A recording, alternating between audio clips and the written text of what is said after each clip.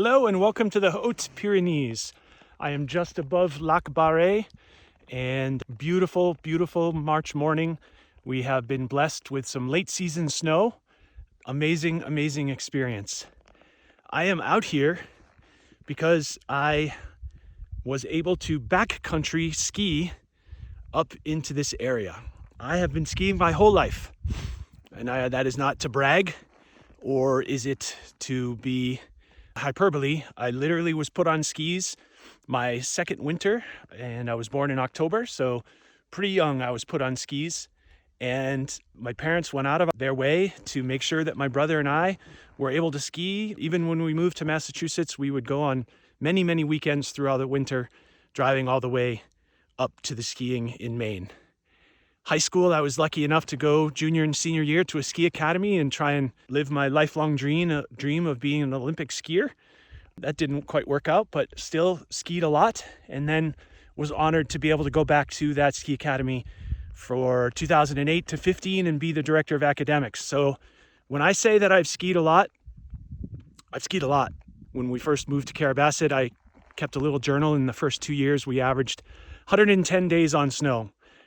And, living right there 2 kilometers away from the ski area, lap skiing in the ski area, riding the lift and going up and down, it actually got kind of rote and boring.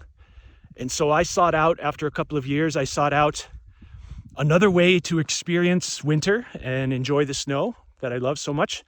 And so I tried Nordic skiing. And Nordic skiing is on snow. It is incredibly immersive because you are generally by yourself in the woods, in nature. However, you use very different equipment. You use very different muscles.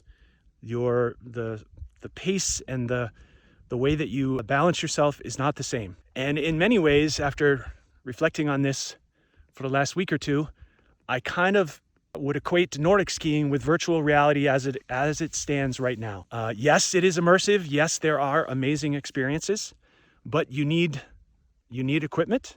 You need to train your students. You need to be ready to be in that environment, and it takes practice. And even after some practice, it's uneasy and it's uncomfortable. Thankfully, right after I started Nordic skiing, I was also introduced to backcountry skiing. And here in France, that is called ski de randonnée. And all you really need to do is a slight equipment change on your skis, and you're able to hike up the mountain and then take some of that equipment off and switch over and then ski down the mountain. I found that to be incredibly immersive. The whole world opened up from a skiing standpoint when I made that switch, going inbound skiing at a ski area and going backcountry skiing. And in many ways, to continue on with my little analogy here, I think that WebXR and the immersive learning that is possible with WebXR is very much like backcountry skiing. It requires just a slight change of your equipment, but you can bring lots of the things that you're doing currently into that environment. So for backcountry skiing, I still use the same poles, the same helmet. When I first started, I had to change my boots and I had to change my bindings. I even used my same old skis. Skiing down the mountain, the turns and the weight being balanced and looking ahead, all of that is the same. So there's a lot of parallels with backcountry skiing and skiing, but the immersiveness and the possibilities that you have with backcountry skiing and immersive learning just open up an incredible amount of possibilities. Today, I hiked to the top of this mountain here behind me, and it took me 2 hours. 2 hours, and I can't decide if I'm going to hike up a little bit more, but generally I'm going to take one short run or possibly 2 short runs. However, that is a piece of the run that I just took. As you can see, it was unbelievable. And I am completely immersed in this environment. I am alone, and I can go and do whatever I want because all of this land is open to exploration. Now, backcountry skiing, just like lesson planning, it still requires the same planning. I needed to organize my materials in the car before I came up here. I had to fuel my body well. I had to look at the weather beforehand. I had to do the same things that you do for lesson planning. Immersive learning is not completely different than what you're doing right now. You're just doing it with Google Classroom or Canvas or Schoology or some type of LMS, and you're packaging in Padlet and Edpuzzle and the tools that you've been using for quite a while.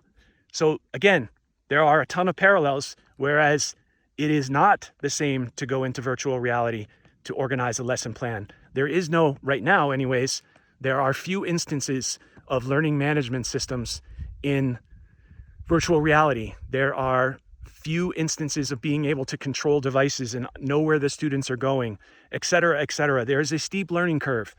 And so while we're waiting for virtual reality to come to maturity and become a little bit more affordable, accessible, bring in third-party tools like Padlet and Edpuzzle, while you're waiting for that, come on over to WebXR. Come check out my website, www.xrtoolsfored.com. Check out some of my tutorials that we're talking about, and get started today to create immersive learning experiences that will open up the world to you and your students. Now, I'm going to keep skiing.